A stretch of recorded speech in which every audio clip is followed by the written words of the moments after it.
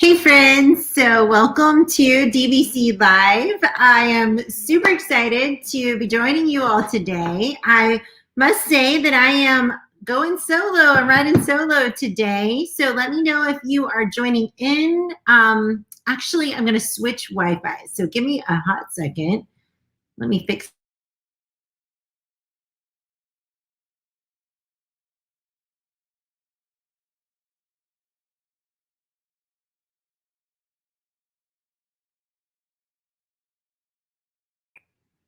Okay, I think we're back and we have a much better signal. So I am joining in today solo. We are going to be talking a little bit about some back to school activities that you could possibly do with your students. And I'm very excited to join you all this evening. Dave is traveling. He is back on the road, sending that Teach Like a Pirate message to all around the nation. We're super excited about that, but I do miss my ride or die tonight, and we didn't have another one scheduled, so you get me tonight. The good news is having me means that every single comment, hey Kristen, welcome, every single comment over in the comment section will enter you to win any of our DBC Inc. books, so not a specific book. You get to choose even from our newest books, which we've had some incredible new books come out lately. And yeah, I'm super excited to join you all tonight. So as you're joining in, tell us who you are, where you're from, what you do.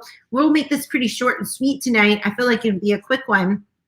But I'm also interested to know some of your favorite back to school activities. So once we get started sharing, I think we can all share multiple ways that we can use some of these ideas that I'll be sharing too. I can't believe, by the way, that summer is almost over. Like, where did it even go? Seriously, and for you guys that are already back to school, like, oh my goodness, it just seemed like summer flew by this summer. And yeah, I'm really wishing we could have a few more months, but it looks like we're going to be back to school. So let's just talk about getting excited about it. And that is what I'm here to do tonight. So welcome, Monica. So excited. And Nick, I'm glad you're joining in from the hockey area. Is it a rink? Is it called a hockey rink? I think so. Thank you for joining in and helping us celebrate the beginning of the new year and talk about some great ideas. Sorting out. Yeah, I know, right? It seems like every school district is a little bit different. Even the places where I'll be speaking, same with Dave, like some are asking for masks, some are not. It's just, I think we just don't know what we need to do right now. It's just very confusing. I'm with you on that, Kristen. We officially went back today, Monica. Welcome back to school. I bet your babies were so excited to see you. Are you still in the early childhood grade levels for this year too? By the way, share what grade level you teach and what subject you teach. That'll really help me later when I'm talking about some of these ideas. But yeah, so excited. Hi, Mel. Welcome. Welcome, everyone. All right, so we are just going to dive right in. If you guys are cool with that. Yeah. So true. So true. Well, today I'm going to be sharing some ideas we could do in person. So if you're not in person, I will talk about how you might do this virtually. And I feel like every single one of them will fit either way, because last year, that's what I spent a lot of my time doing, is all the great ideas that I used to do hands-on. How do we make this virtual and keep that excitement and that engagement happening with our students, but not only our students, our adult learners, no matter what age they are. 7th grade, just planning for now, but kindergarten, oh, so sweet. They're so fun. We're hoping for in person. Yeah, you know, here we are in person. So I know that there's a lot of schools that are going back in person. There's definitely some disputes about what we should be doing and what's the safest. So we'll see. 9th through 11th, awesome. Awesome. Yeah, no one knows. No one knows is right, Bill. We're with you with that. All right, so I'm going to dive into a couple of these ideas. One I've shared on here before. I'm not sure if you were here and you were able to join in, but I'll share it again. And I'm interested to know like how you might use this idea or this strategy in your learning environment. It doesn't matter what age you teach. Hey, Tish. Hey, Amy. Welcome. Welcome, everyone. You get me tonight, so there's no special guest. Sorry, it's just me. But I think we're still going to have some fun. And all the comments over in the comment section enters you to win a free book of choice. I think Tish was one of our winners recently. And I think when I was on vacation for a couple of weeks, so I think I need to go back and pick winners because I'm not so sure Dave chose them. So I'll go back and make sure winners were chosen for the last 2 weeks and make sure those books get out there too. So many books to come out for sure. Thanks, Kristen. So the first idea I'm going to talk to you about is, I call it Take a Chance. I love sharing this in workshops, and I love sharing this as a closer. So I'm not really sure if this relates to you, but when I was in the classroom, I rarely ever left time for closing. Like, I would teach right up until the bell, and then I was like squishing the kids out, go to your next class, like hurry, let's get out of here. Because I love teaching so much, and if they were engaged in learning, like, there was no reason to stop. Let's just take it all the way to the minute of the bell. But one of the things I learned from doing that, not only with children but also with adult learners, is when you don't leave time for processing or closing, it's really hard to solidify all that knowledge and just kind of anchor it and give it a space to live and to be compartmentalized until they're ready to pick it up and use it again. Because it's almost as if you're taking your computer, and I don't know if you guys do this, but I do this all the time. I open all the browsers and I get an idea, and I'm like, want to research that, and then search that, and then search that, until there's so many things open that I can't even remember like where I started. And I think sometimes we do that with students. We're like rushing them out of the classroom. We never close up and give them time to process, to really think about what they just learned, or to think about what they just talked about. And when we do that, I feel like we're leaving a browser open. And then they're headed to the next class, and then they're headed to the next class, and they're headed to the next class, and the browsers are just open. And by the way, that's not a dirt spot. That is a blood blister from doing pull-ups, just random. I just didn't want you to think I didn't wash my hands. So all these browsers are open right in our brain. So this activity, all of that is to say this. This activity is a great closer. It's great for a lot of different things. I like using it as an opener to get to know kids at the beginning of the school year. And that's what I'm going to talk to you about today. But I want you to also consider this strategy as a wonderful closer at the end of an activity, at the end of a hard lesson, at the end of a math lesson or science lesson, or something that just was so deep and the kids kind of looked like they were glassing over a little bit, giving them an opportunity to stand up in groups and have this discussion time that's so minimal as far as the time that it consumes in your day. All you need is 3 to 5 minutes max, probably more like 2 to 4, depending on your students. But it's really great. So now that I've talked it all up, I hope it's just as exciting to you as it is to me. But here we go. We're about to, so good. I have some people over here that can relate to me of teaching right up until the bell. I'm guessing that's what Nick is referring to. Gosh, I get so excited about whatever I'm teaching. And if the kids are excited, it's like game on. Can I just have them for the rest of the night so we could just keep going? But if we could just save a few minutes at the end of the lesson to allow them this reflection, I think you're going to love this activity. Okay, before I move on, I want to make sure that, yes, Sean, yes, I love it. Yes, I need wrap up for my own learning too, because as you might know, I often freeze up my computer and have to fresh start it, like hard restart. And I think that's what happens to our kids when we don't allow time for closing. Okay, I've talked it up enough. It's time to get started. So this activity I call Take a Chance. I love using these big, huge blow up dice. I get them from Amazon. You could buy like a 3-pack, I haven't checked on the prices lately. You used to could buy a 3-pack for $12.99. Well, I only need 2 3-packs because I had 4 groups of like 5 or 6. But you could group your groups a little bit bigger. I think 4 to 5 is a good number of people in a group. And so basically you want to group up your students. You want to have groups of 4 is perfect. It doesn't take as long. The bigger your groups, the more people get to talk. So what you will do is you will pose the question. So if you're using this for a beginning of the school year activity, you might just ask, What are your interests? What is something that you enjoy? It could be something so simple like that. And I love this idea and this question that's super open-ended, because what you do is you give every group a die. So everyone gets one die, and you can use a normal dice too. Like, you don't have to have the big blow up one. If you're doing this tomorrow, just use whatever kind of dice you have in your classroom.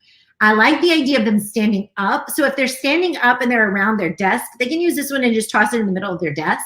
If they're standing up and you have the big guys, you can just throw it in the middle of the floor. And I love that, because you have these little groups everywhere. And who doesn't love throwing stuff? Kids always love throwing stuff. And the good news is they're not going to get injured if they throw this. So if they get out of hand, we can redirect. So you pose the question, what are your interests? What is something you enjoy? And then here's the catch. They can only answer with the number that they roll. So every student in the group gets to roll the die. And when they roll the die, whatever number they land on, that's only how many words they get to use. So say they land on 5, they get to use 5 words. They can either share 5 things they enjoy, or they can share a 5-word sentence that describes what they enjoy. I love exercising and CrossFit. I can share a 5-word sentence, or I can share CrossFit, teaching, reading, writing, and eating, like whatever it is that they enjoy. But the cool thing is, as soon as they answer, the next person gets to roll the die. They get to see what number they get, and they get to answer with only that amount of words. It's really, really fun to do with all ages of students. It sometimes can be a little challenging with the really younger ones, just because sometimes they can't, maybe they can't count that many things that they enjoy, or maybe that's a little hard for them. One of the ways I love to use this idea with the younger students when it comes to academics is when we're teaching a letter of the week. So say it's letter A, then they can share all the A words they can think of. So if they roll a 1, they only have to share one A word, one word that begins with this letter sound of A. So that's a fun way to do it with academics for the littles too. But this is a really, really fun activity with kids. Now, if you want to take it to the next level, and I love this, I love that Tish is in here too, because this is kind of something she always is talking about, is this element of chance when she's talking about, if you've ever heard her speak on gamification, one of the elements of gamification is this element of chance that she talks about. And I love that. And this particular die has a couple of numbers that are red. So what you could do is you could say, if they roll a red number, they can double that number. So for your super talkative people like me, I'm super stoked when I roll a 4, because it's bigger than a 6, and it's the biggest number you could possibly have when you roll this die. And I could say 8 things that I'm super excited about, that I love and I enjoy.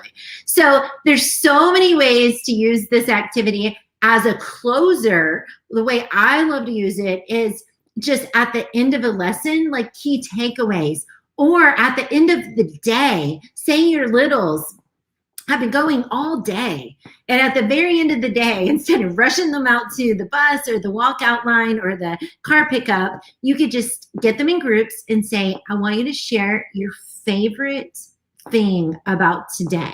It could be anything. It could be lunch. There's no specifications. It could be something they did at recess. But what was something that you enjoyed today while you were at school? And allow them to roll the die. And they only get to use that many words to share what they enjoyed about school today. So it's just another way to close out the lesson. I also, with high schoolers, you might think, if you have high schoolers, they might not enjoy this. Trust me, they do. Even adults do. And one of the ways I like to use it with high schoolers is if it's a really hard lesson. Say we just did a biology lesson. It was really deep. We talked about a lot of terminology that seemed really stressful. I like to just say, what is one thing you're going to take away from today, from today's lesson? Or if we were to do this again, what is your feedback? Like, what is something that you wish you could share with your teacher about today's lesson? What are you still confused about? It can be anything. What are your thoughts concerning today's lesson? You can keep it so open like that to where they can share positive or negative. And teenagers really like to be able to share the negative, but they can only use the amount of words that they rule. And it's just another way to close up what just happened. It's another way to close up that lesson, to give them a voice. And as you are the teacher walking around facilitating what's happening, you're listening. So it's great feedback for you as the instructor. If everyone's sharing something negative and that's their thoughts of the lesson today, well, tomorrow I might want to change things up a little bit. Maybe my delivery needs to be a little bit different. Or maybe that content is just so deep that it needs a couple of days of really helping the kids to digest all of this and be able to take it and be able to use it. And so there's so many different ways you can use this idea. I would love to hear some of yours. I'm going to check out the comments now that I've been talking for so long. Yes, I'm so excited. I asked Nick to join me tonight, but she was going to be in hockey, but she was able to join me for the comments, and I'm super excited about that. Yes, Amanda, there are so many variations. You can use that with words, spelling patterns. Love that idea, Amy. Y'all drop your ideas of how you might use this idea in the comments, and I'll try to put them up on the screen so everyone can see them. Yes, it's a little hard when you're not face-to-face, but there is a digital dice on the teachers. If you go to my website, I'll pull up my website in a minute. There is a real engagement for social distancing, and there I have listed a dice that you can use on Zoom. It's a digital die, and so you can put kids in rooms and allow them to do it that way, if you choose to do it that way. But if you wanted to do it in one huge group, you could roll the digital die, and everyone inside of your Zoom is only going to use that many words, but then they can list their answer over in the chat. So it's a really great way. You could still get that interaction on a virtual type setting. I've used it quite a few times in my keynote speeches. At the very end, as a closer, I roll the digital die and say it's the number 4. I ask them a question like, what are your key takeaways from today's session? And then they put in the comments 4 words that's their key takeaways from today's session. It's wonderful because everybody gets to see their comments, but also it's great feedback for me as the presenter. So you can use it digitally without touching stuff. Yes. And I have a digital die over in, like I said, in the resources section on my website. My website is tarammartin.com. If you go to resources and then real engagement, you will see a button at the bottom that's real engagement for the social distance learners. And you can find like all how I use those strategies socially distancing. As far as these big dice, oh, awesome. The 2-pack of dry erase dice are only $1. Thank you, Monica. That's super helpful. Haven't done it with dice, but I love having kids. Yes, love that idea, Kristen, for sure. Great ideas. Okay, so I have another idea. If we have a little bit of time, you guys want to talk about it, and then I'll show you where to find all of these, plus a lot more on my website if you're interested. I do think with the blow up, so if you have the opportunity to be in person and you're not so worried about the touching, also like this one for tossing a thought. So it's kind of similar, but you don't have a limit of words. So you kind of can do the same kind of thing. They can toss, and when they have the ball, they're able to speak. When they don't have the ball, they're only listeners. So that's kind of another way. But one that works really well with socially distanced or in person is called the Real You Snaps. It is a version of book snaps, but it's a great back to school, get to know you. It doesn't matter what age group. And I love this activity because it involves all the things that kids love, which is selfies, emojis or images, and text.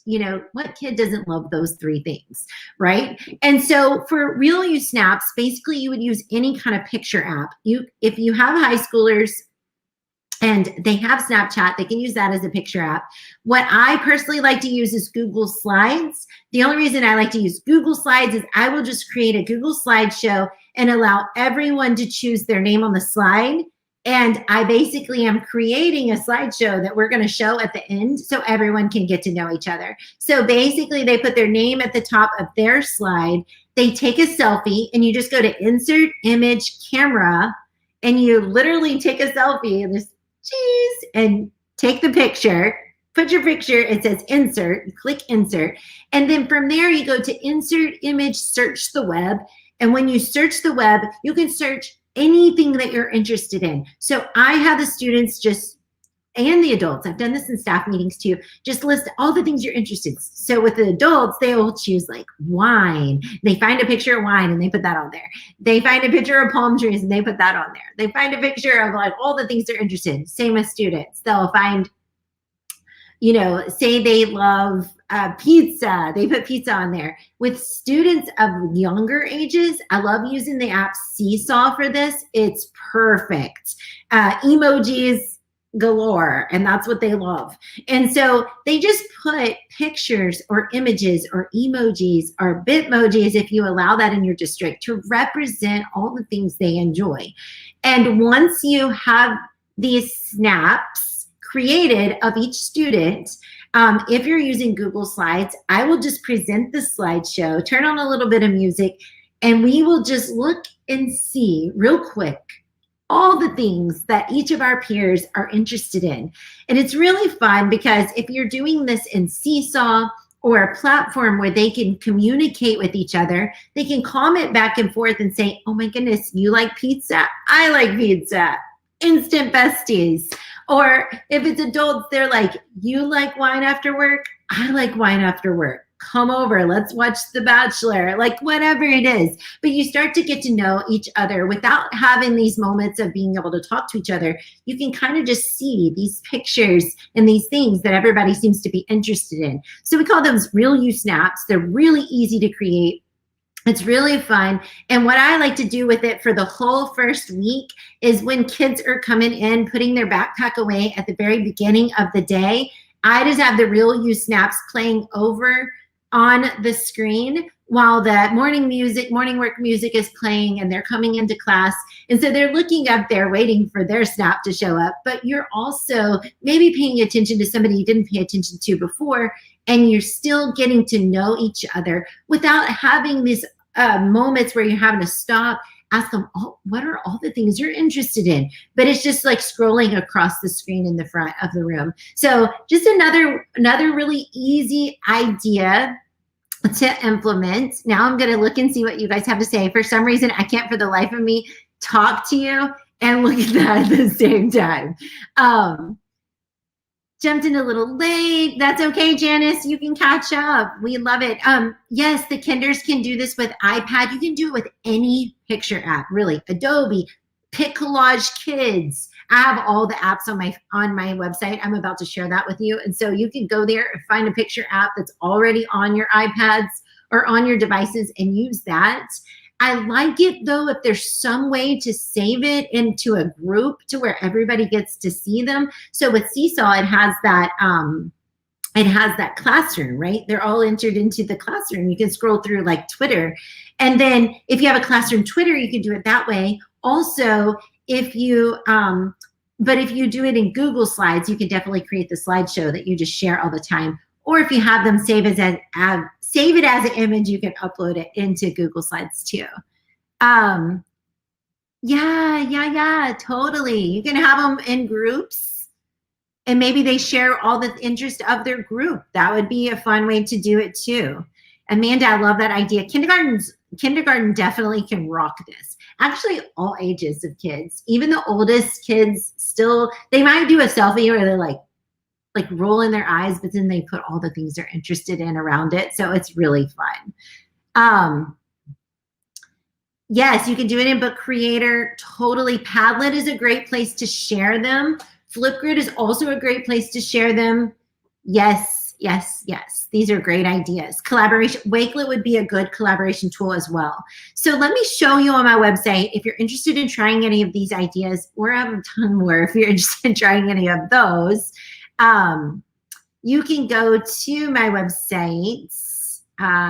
Let's do entire screen. This is going to look like a mess for a second. Let me make sure you guys can see what I see. Okay. Can you see my screen? Can somebody tell me over here in the comments if they can see my screen? Hang on. I want you to see just my website. Let's see. I have to keep peeking over there though. Can everybody see my website? That's the question. That's the real question. Okay, perfect. Amy said yes.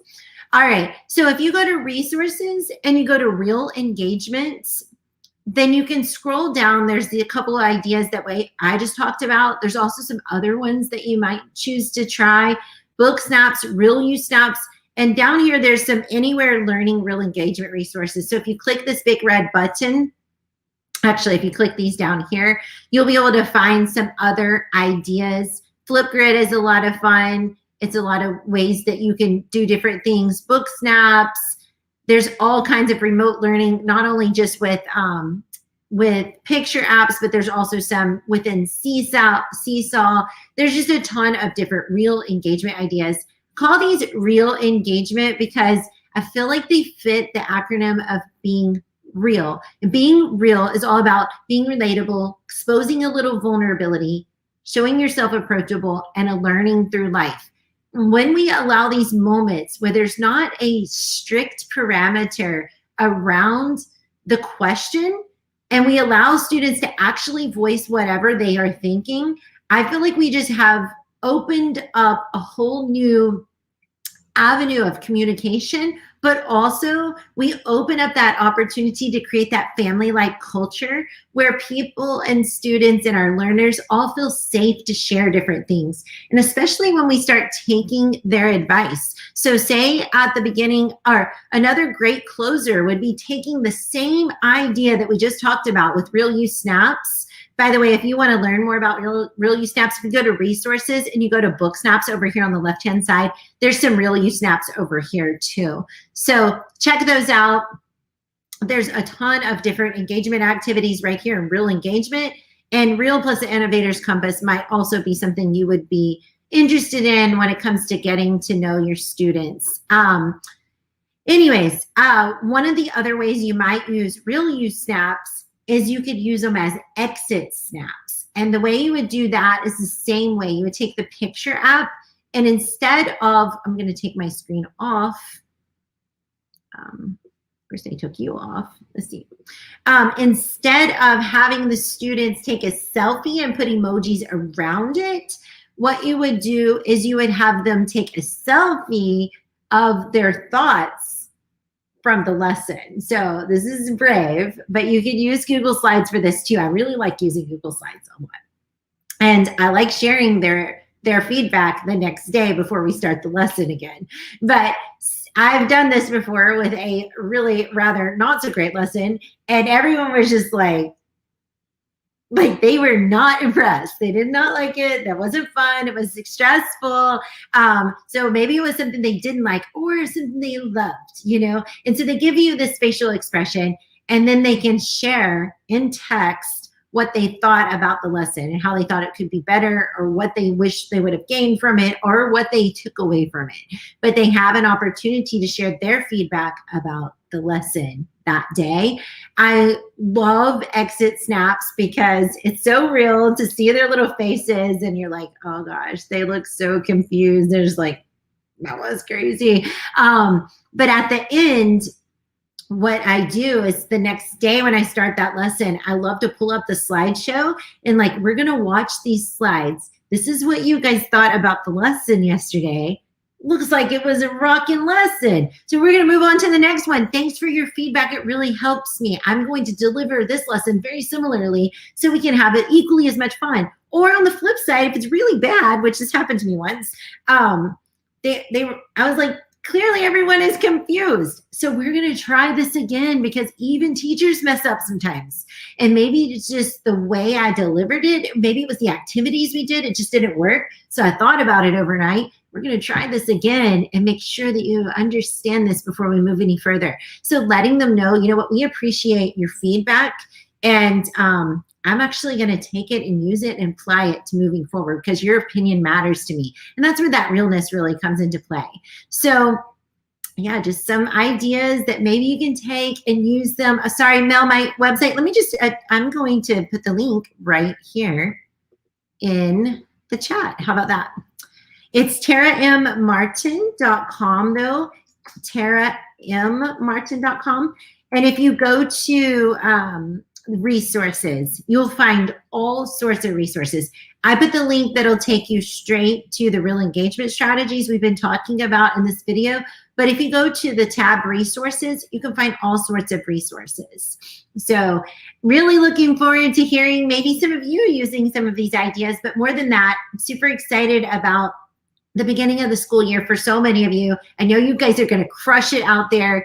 And I thank you so much for joining me tonight. I wasn't sure I could talk by myself for 30 minutes, but apparently I got this. So thank you so much for joining. Remember, every single comment over in the comments section enters you to win a free DBC Inc. book of choice. So that means you can choose from all of our books, even the newest of books. And I will be choosing that winner in the morning. I'll probably choose it tomorrow. So anyone who's joining in tonight after you put your babies to bed or you get dinner cooked after a long day, just add something over in the comments and you'll be entered to win as well. So thank you, everyone. I really appreciate you staying with me tonight. And I hope you have a wonderful evening. And I hope you have a marvelous start to the school year. And yeah, have a great one. Bye, everyone.